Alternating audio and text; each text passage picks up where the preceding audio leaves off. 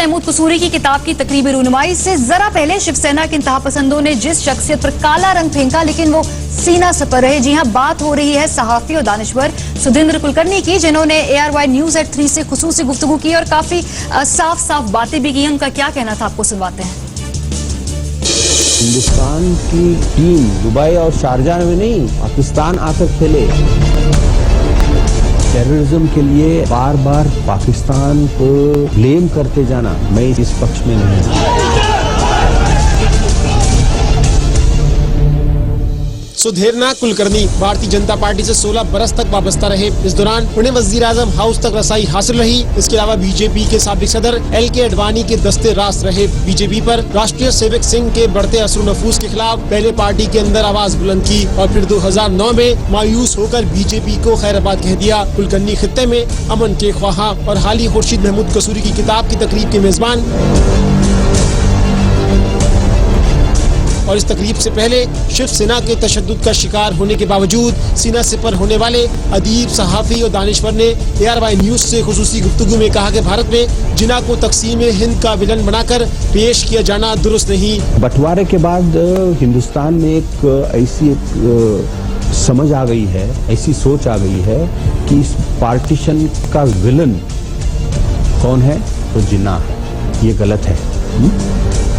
देखिए, जिन्ना साहब को बरसों तक, यानी उनकी जो एक आइडेंटिटी थी, उनकी पहचान की थी, क्या थी कि he is the ambassador of Hindu Muslim unity. तकसीम हिंद के बारे में कुलकर्णी ने कहा कि ये मुसलमानों की दिल की ख्वाहिश थी। पाकिस्तान बनना, इसको मैं ट्रेजेडी नहीं मानता हूँ, क्योंकि एक बहुत बड़ा आवाम का हिस्सा था जो चाहता था कि ब्रिटिशों के चले जाने के बाद उनके लिए एक गवर्नेंस में उनको एक हिस्सा चाहिए, और जहां मुस्लिम मेजॉरिटी है वहां एक कॉन्स्टिट्यूशनल एक अरेंजमेंट और गारंटी मिलनी चाहिए।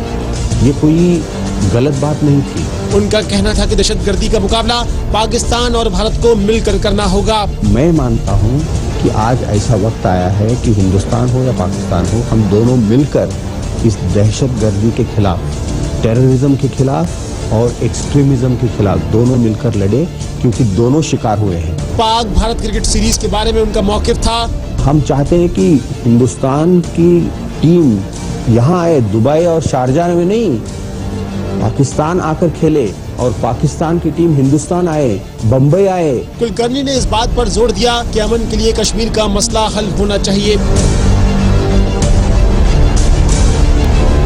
कश्मीर का मसला हल होना ही चाहिए, हम इसे पोस्टपोन नहीं कर सकते हैं। और पिछले कुछ सालों में जो कुछ कश्मीर के मसले को हल करने के लिए कंसेंसस बना है, इस कंसेंसस के बारे में हिंदुस्तान में और पाकिस्तान में एक people's support for this consensus ये बनना चाहिए, ताकि हमारे हुकूमतों पर कुछ दबाव आएगा, प्रेशर आएगा, तो कश्मीर पर बातचीत होनी ही चाहिए।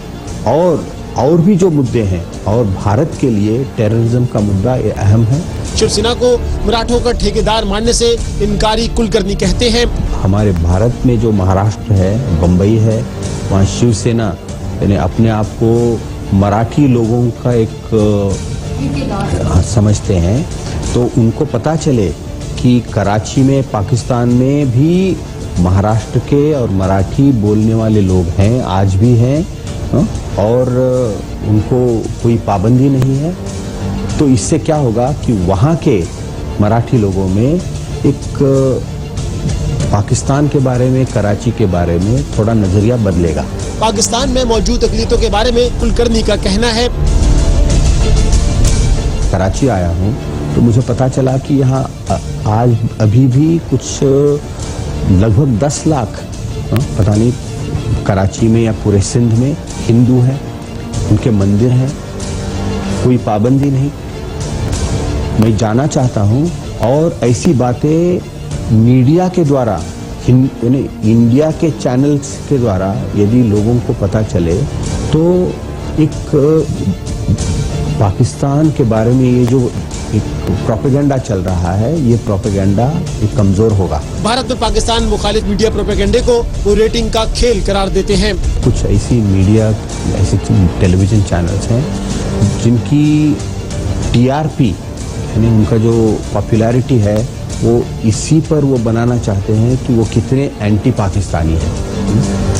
अब आप प्रो इंडिया रहिए, प्रो इंडिया के लिए आप एंटी पाकिस्तान होने की क्या जरूरत है, या प्रो पाकिस्तानी होने के लिए एंटी इंडिया होने की क्या जरूरत है।